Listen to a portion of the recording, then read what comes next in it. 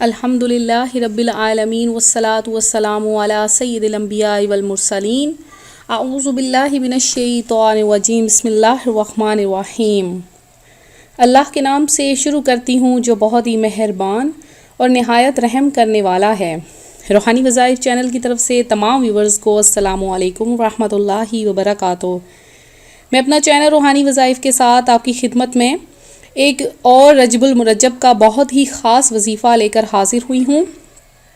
میرا آج کا روحانی وظیفہ لیلۃ الرغائب کی فضیلت کے متعلق ہے اور لیلۃ الرغائب کے نوافل کے متعلق ہے۔ جیسا کہ آپ سب جانتے ہیں کہ رجب کی جو پہلی جمعے کی رات ہے، جسے کہ یعنی جمعرات کا جب دن گزر جانے کے بعد جو رات آتی ہے، یعنی جو آج کی رات ہے، اس میں 12 رکعت نفل 6 سلام سے ادا کیے جاتے ہیں۔ تو اس کے بارے میں میرا آج کا یہ روحانی وظیفہ ہے۔ جو کوئی یہ نوافل ادا کر لیتا ہے تو اللہ تبارک و تعالیٰ اس کی ہر دعا قبول فرما لیتا ہے۔ اس کے بارے میں آپ کو روایات بھی بتا دوں گی، اور جو شخص یہ نوافل ادا کر لیتا ہے اس سے اس سال موت نہیں آتی۔ اب موت کس طرح سے نہیں آتی کہ اس شخص کی زندگی لمبی ہو جاتی ہے اللہ تبارک و تعالیٰ کے کرم سے۔ تو ہمیں اللہ کی ذات پر کامل بھروسہ رکھنا چاہیے، اس کی ذات پر کامل بھروسہ کر کے ہی ہم یہ نوافل ادا کریں، اور آپ سب یہ نوافل ادا کریں، انشاءاللہ تعالیٰ آپ کی ہر حاجت ہر مراد پوری ہو جائے گی۔ جیسے ہی سجدے سے سر اٹھائیں گے، جو دعا مانگیں گے آپ کی وہ دعا فوری طور پر قبول کر لی جائے گی۔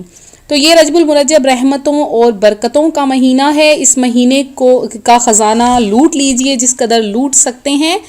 رجب المرجب بیج بونے کا مہینہ ہے، تو اگر آپ بیج بوئیں گے تو شعبان میں آپ پاشی کریں گے تو اچھی رمضان میں فصل کٹے گی۔ اگر آپ بیج ہی نہیں بوئیں گے تو کس طرح سے آپ پاشی کریں گے اور کس طرح سے فصل کاٹیں گے؟ تو پہلی جو فصل ہوتی ہے وہ بیج لگانے سے ہوتی ہے۔ تو آپ رجب میں جب تک عبادت نہیں کریں گے آپ کو رمضان میں اس کا پھل نہیں ملے گا۔ تو آتی ہوں اپنے وظیفے کی طرف۔ شیخ عبدالحق محدث دہلوی رحمۃ اللہ علیہ نے جامع الاصول کے حوالے سے یہ حدیث نقل کی ہے کہ حضرت انس رضی اللہ تعالیٰ عنہ سے مروی ہے کہ نبی کریم صلی اللہ علیہ وآلہ وصحبہ وسلم نے لیلۃ الرغائب کا ذکر فرمایا۔ وہ رجب کی پہلے جمعے کی رات یعنی جمعرات کا دن گزرنے کے بعد ہے۔ اس رات میں مغرب کے بعد جب مغرب کی نماز آپ نے ادا کر لینی ہے تو 12 رکعت نفل آپ نے 6 سلام سے ادا کرنے ہیں۔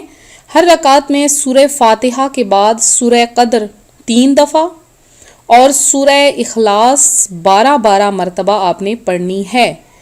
ہر رکعت میں آپ نے سورہ فاتحہ کے بعد سورہ قدر 3 مرتبہ اور سورہ اخلاص 12 مرتبہ پڑھنی ہے۔ ٹھیک ہے، 12 رکعت آپ نے ادا کرنے ہیں 6 سلام سے، کس طرح کہ 2 کر کے آپ نے پڑھنے ہیں۔ جب نماز سے آپ فارغ ہو جائیں تو آپ نے 70 مرتبہ یہ درود پاک پڑھنا ہے: اللہم صلی علی محمد النبی الامی وعلی آلہ وصحابہ وسلم۔ اللہم صلی علی محمد النبی الامی وعلی آلہ وصحابہ وسلم۔ اب اگر آپ کیا کہتے ہیں کہ اگر آپ کو یہ درود پاک نہیں یاد تو آپ کوئی سا بھی آسان سا درود پاک پڑھ سکتے ہیں۔ تو اور پھر آپ نے سجدے میں جا کے 70 مرتبہ یہ پڑھنا ہے، یہ میں نے لکھ دیا ہے آپ کی آسانی کے لیے: سبوح قدوس ربنا ورب الملائکۃ والروح۔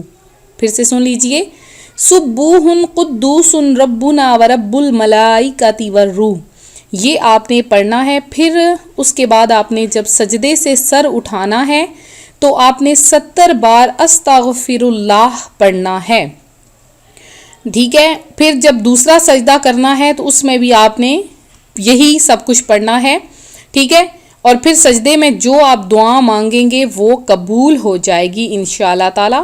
اس کے علاوہ حضرت سلطان المشائخ سے منقول ہے کہ جو شخص لیلۃ الرغائب کی نماز ادا کرے اس سال اسے کبھی بھی موت نہیں آئے گی۔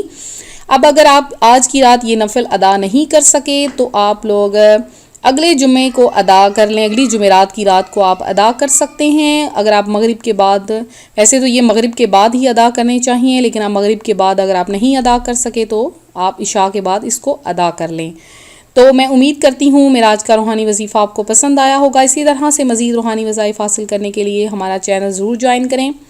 تو ملتے ہیں اگلے وظیفے کے ساتھ. جنہوں نے دعا میں حصہ لینا ہے اپنا نام ہمیں کمنٹ میں ضرور میسج کریں. ویڈیو کو لائک کرنا ہرگز نہ بھولیں. اپنا خیال رکھیے گا. فی امان اللہ.